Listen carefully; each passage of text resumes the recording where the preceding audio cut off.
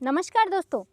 सब्जियों की खेती मोस्टली किसान भाई करते हैं, बागवानी में पौधे भी किसान भाई लगाते हैं, लेकिन कुछ किसान भाइयों को उत्पादन बहुत अच्छा मिलता है, अच्छी प्राइस, अच्छी मंडी रेट मिलती है और अच्छी क्वालिटी वाला उत्पादन लेते हैं। लेकिन कुछ किसान भाइयों को ज़्यादा उत्पादन नहीं मिलता, अच्छी क्वालिटी वाला उत्पादन नहीं मिलता है और मंडी रेट भी उनको ज़्यादा नहीं मिलता है। तो ये जो डिफरेंस होता है, अच्छी क्वालिटी के साथ ज़्यादा उत्पादन और ख़राब क्वालिटी के साथ में भी कम उत्पादन, ये डिफरेंस है। इसके पीछे दोस्तों सबसे बड़ा रीजन होता है फसल में आपने क्या मैनेजमेंट किया, पौधों में आपने क्या मैनेजमेंट किया। देखिए, आने वाले समय में किसान भाइयों ने बहुत सारी सब्जियों की फसल लगानी है या लगा चुके हैं। तरबूज, खरबूज, मिर्च, टमाटर ऐसी फसलें हैं। आपको लंबे समय तक फल सेट भी करने हैं, फ्लावर्स भी ज़्यादा निकालने हैं। वहीं बागवानी में भी बहुत सारे ऐसे पौधे हैं जिनमें फ्लावर्स आने वाले समय में आपको निकालने हैं। तो दोस्तों, आपको क्या मैनेजमेंट करना है? ज़्यादा से ज़्यादा फ्लावर्स निकलें, फीमेल फ्लावर ज़्यादा निकले, फल सेट भी ज़्यादा होने चाहिए और अच्छी क्वालिटी के साथ में आप ज़्यादा उत्पादन कैसे ले सकते हैं, क्या ऐसा मैनेजमेंट आपको करना है, संपूर्ण जानकारी आज की वीडियो में शेयर करने वाली हूँ। तो आपके पास भी अगर बागवानी में किसी भी टाइप के पौधे हैं या आप करते हैं सब्जियों की खेती, तो ये वीडियो आपके लिए बहुत इंपॉर्टेंट रहने वाला है। लास्ट तक आप ज़रूर बने रहें। तो सबसे पहले दोस्तों, ज़्यादा मात्रा में अच्छी क्वालिटी के साथ में अच्छे उत्पादन के लिए सबसे पहला और ज़रूरी कार्य है, ज़्यादा से ज़्यादा फीमेल फ्लावर आपको निकालने हैं। और फीमेल फ्लावर निकलेंगे तो ज़्यादा मात्रा में फल सेट होंगे और फल सेट होंगे तो आगे दोस्तों ज़्यादा से ज़्यादा आपको उत्पादन भी मिलेगा। आपको फीमेल फ्लावर ज़्यादा निकालने के लिए सबसे ज़रूरी काम है वो है दोस्तों फर्टिलाइज़र मैनेजमेंट पे आपको ध्यान देना है। देखिए, अभी तक आपकी फसलें जब छोटी होती हैं या प्लांट्स होते हैं जिनमें फ्लावर्स नहीं आ रहे हैं, तब तक बढ़वार फुटाव पे फोकस होता है, तो उस समय अलग फर्टिलाइज़र आपको देने होते हैं। लेकिन जैसे ही ग्रोथ से रिप्रोडक्टिव ग्रोथ की तरफ पौधा जाता है, तो उस समय कुछ ऐसे पोषक तत्व होते हैं जिनकी ज़्यादा आवश्यकता होती है और वही आपको देने चाहिए ताकि ज़्यादा से ज़्यादा फ्लावर्स निकलें। तो उसके लिए सबसे ज़रूरी है दोस्तों, ज़्यादा मात्रा में फीमेल फ्लावर निकालने के लिए पोटास और फॉस्फोरस। जैसे ही रिप्रोडक्टिव ग्रोथ की तरफ पौधा जाएगा तो सबसे ज़रूरी होता है फॉस्फोरस पोषक तत्व, वो आपको देना है। वहीं दोस्तों, सारे जो भी आप फर्टिलाइज़र दे रहे हैं, जो भी पोषक तत्व आप दे रहे हैं पौधे को, वो सारे अपटेक करें, हर पत्ती तक पहुँचे पौधे में। जो भी पोषक तत्व आप दे रहे हैं उसके लिए दोस्तों पोटाश की आवश्यकता होगी। साथ ही जो फसलें हैं कमज़ोर हैं तो वो मजबूत बने, पत्तियां हैं वो मजबूत बने, फोटोसिंथेसिस की प्रक्रिया अच्छी रहे, रोग प्रतिरोधक क्षमता पौधे में अच्छी हो, उसके लिए भी पोटाश की आवश्यकता होती है। तो जैसे ही फ्लोरिंग स्टेज शुरू हो जाए, सबसे ज़रूरी है फॉस्फोरस और पोटाश आपको अपनी फसलों में देना है। सब्जियों की फसल की अगर मैं बात करूँ तो सबसे बेस्ट वाटर सोलेबल फर्टिलाइज़र में आता है NPK 05234 mono potassium phosphate fertiliser, ये आपको देना चाहिए। अब ये भी किसान भाई, कई बार ऐसा होता है कि जैसे फसल थोड़ी सी बड़ी हुई, 5 kg, 7 kg, 8 kg, 10 kg प्रति एकड़ के हिसाब से चला रहे हैं, तो रिजल्ट आपको उतना ही मिलेगा जितना एक फसल में प्रॉपर मात्रा में जाना चाहिए। और बेस्ट इसकी डोज होती है 4 kg प्रति एकड़ के हिसाब से आपको अपनी फसलों में चलाना चाहिए। NPK 05234 जैसे ही फ्लोरिंग स्टेज शुरू हो जाए। यही दोस्तों, अगर पौधे हैं तो मात्रा आप थोड़ी बढ़ा करके डाल सकते हैं, जैसे कि 5 kg प्रति एकड़ के हिसाब से आप पौधों में चला सकते हैं और बार बार आपको चलाना चाहिए, एक ही बार में बहुत ज़्यादा मात्रा में आपको नहीं चलाना चाहिए। सेकंड दोस्तों, जैसे ही फ्लोरिंग स्टेज शुरू हो जाए, कैल्शियम और बोरोन की आवश्यकता होती है। देखिए, कैल्शियम से जैसे ही फल सेट होंगे तो जो फल आपकी फसल है, जो भी फ्रूट प्लांट है उसमें जो फल लगेगा, सब्जियों में जो सब्जी लगेगी, उसकी प्रॉपर स्ट्रक्चर बननी चाहिए, कैल्शियम की आवश्यकता रहेगी। फ्लावर ड्रॉपिंग की समस्या नहीं आए दोस्तों, प्लांट में और फ्लावर के बीच में जो जगह होती है वो बिल्कुल मजबूत होनी चाहिए ताकि फ्लावर से ड्रॉप नहीं हो। उसके लिए सबसे ज़रूरी है बोरोन, और कैल्शियम अपटेक के लिए भी बोरोन की आवश्यकता होती है। तो आपको अगेन रूट में नेक्स्ट जो चलाना है न्यूट्रिशन मैनेजमेंट में, वो है कैल्शियम प्लस बोरोन।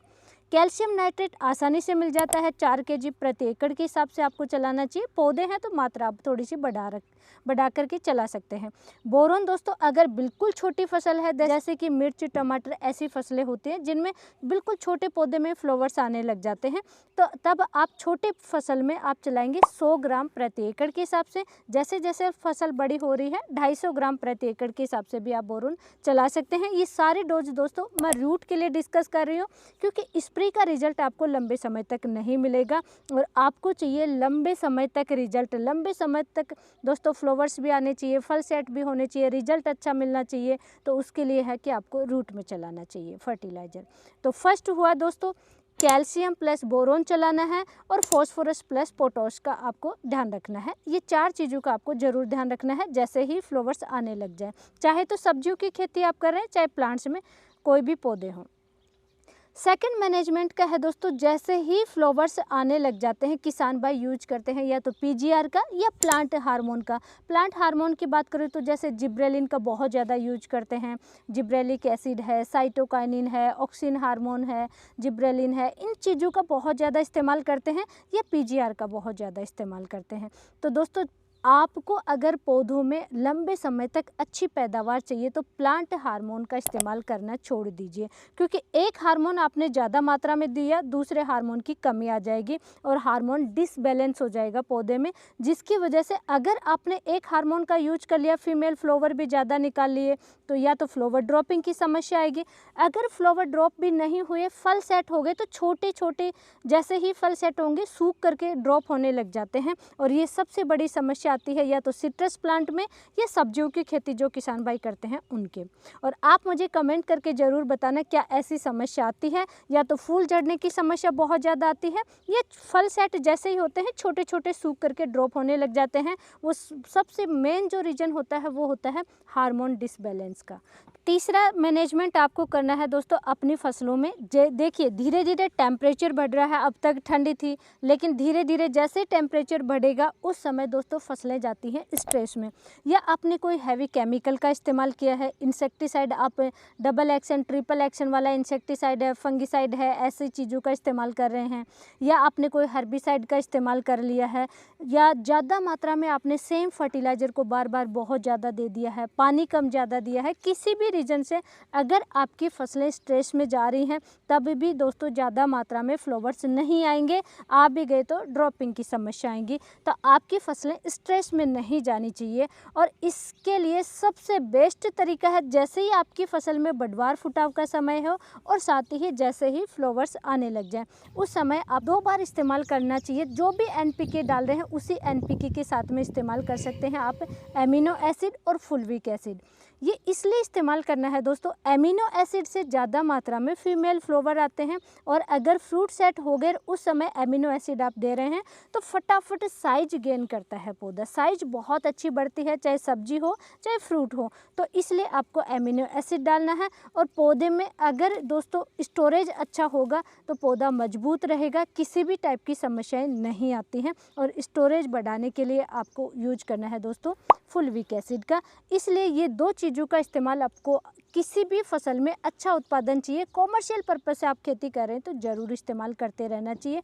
पूरी फसल में 3 बार 4 बार आप इस्तेमाल कर सकते हैं दोस्तों, बीच में कुछ गैप रखना चाहिए, लेकिन इनका रिजल्ट तभी अच्छा मिलेगा जब अच्छी परसेंटेज वाला आप इस्तेमाल करोगे fulvic acid plus amino acid. अगर 80% की मैं बात करूँ तो रूट में आप जड़ों में छोटी फसल है तो आधा केजी, थोड़ी सी बड़ी फसल हो चुकी है तो 1 केजी प्रति एकड़ के हिसाब से चला सकते हैं और पौधों में भी आप 1 केजी प्रति एकड़ के हिसाब से किसी भी एनपीके या कोई भी फर्टिलाइज़र के साथ में आप चला सकते हैं। इसके बाद में दोस्तों 4th नंबर पे नेक्स्ट मैनेजमेंट रहेगा इंसेक्ट का। जैसे ही टेम्परेचर बढ़ेगा 2 इंसेक्ट का सबसे ज़्यादा अटैक देखने को मिलता है, एक होता है थ्रिप्स का अटैक और नेक्स्ट होता है दोस्तों माइट्स का अटैक।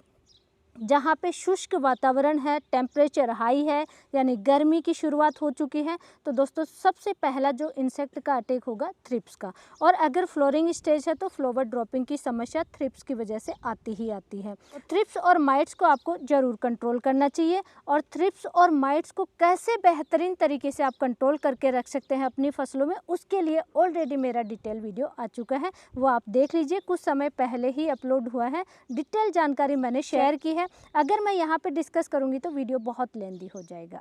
नेक्स्ट है दोस्तों नाइट्रोजन का मैनेजमेंट। देखिए नाइट्रोजन ज़्यादा नहीं देना है, जैसे ही फ्लोरिंग स्टेज शुरू हो जाएगी वैसे ही दोस्तों बैलेंस मात्रा में आपको नाइट्रोजन देना चाहिए।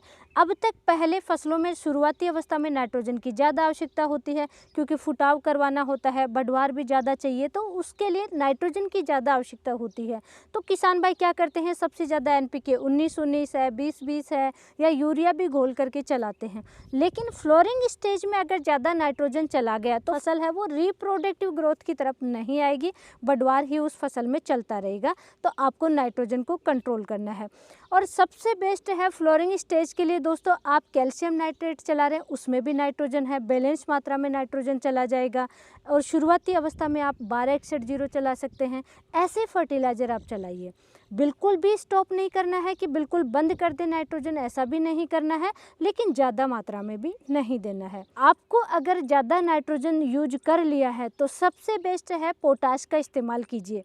नाइट्रोजन का साइड इफ़ेक्ट से बचाने के लिए सबसे बेस्ट तरीका होता है NPK 0050 का इस्तेमाल कीजिए आप दोस्तों। नाइट्रोजन का साइड इफ़ेक्ट देखने को नहीं मिलेगा, फसल है वो स्वस्थ रहेगी, पत्तियां हैं वो मजबूत रहेंगी, फसल है वो मजबूत रहेगी और अच्छी मात्रा में फ्लावर्स आएंगे। और लास्ट मैनेजमेंट दोस्तों, देखिए गर्मियों की शुरुआत हो चुकी है, कहीं पे चिकनी मिट्टी है तो कहीं पे बलुई टाइप की मिट्टी है, और फसल में भी कुछ फसलों में पानी की ज़्यादा आवश्यकता होती है, कुछ फसलें हैं जिनमें कि पानी की कम आवश्यकता होती है। तो आपको देखना है आपकी मिट्टी कैसी है। अगर चिकनी मिट्टी है जहाँ पे पानी आपने दिया और 5 से 6 दिन तक भरा ही रहता है तो आपको ज़्यादा पानी नहीं देना है। 5 दिन के गैप से, 6 दिन 7 दिन के गैप से दीजिए। लेकिन जहाँ पे जैसे राजस्थान है, यहाँ पे बिल्कुल बलुई टाइप की मिट्टी है, हमारी मिट्टी है वो बिल्कुल रेतीली मिट्टी है, तो यहाँ पे तो आपको डेली पानी लगाना पड़ेगा। तरबूज की फसल है उसमें पानी बहुत ज़्यादा आवश्यकता होती है। फ्रूटिंग स्टेज पे जब तरबूज लगे हुए हैं, साइज उसमें बढ़ रही है, तो वहाँ पे आप डेली हल्का पानी लगा सकते हैं। वहीं कुछ फसलों में 1 दिन के गैप से पानी आप लगाइए। तो आपको देखना है आपकी फसल कैसी है और मिट्टी कैसी है। सिर्फ इतना देखना है कि आपकी फसल में मॉइस्चर हमेशा रहना चाहिए, पानी की कमी नहीं आनी चाहिए। इस चीज़ का ध्यान रखिए, उसी अनुसार अपनी फसल में पानी लगाइए। तो ये कुछ मैनेजमेंट है अपनी फसलों में और पौधों में अच्छे उत्पादन के लिए। और दोस्तों आने वाले समय में जैसे ही खेत खाली हो रहे हैं, आप कौन सी फसलें लगा रहे हैं, इस समय सब्जियों में या पौधों में कौन से आपके पास प्लांट्स हैं या कौन सी फसलें हैं, कमेंट करके ज़रूर बताइए, ताकि आने वाली जो समस्या हैं उन पे हम प्रैक्टिकल डिटेल वीडियो ला सकें। और आज की नॉलेजफुल जानकारी के लिए वीडियो को लाइक कीजिए, चैनल को सब्सक्राइब कीजिए, ज़्यादा से ज़्यादा किसान भाइयों तक शेयर ज़रूर करें। धन्यवाद।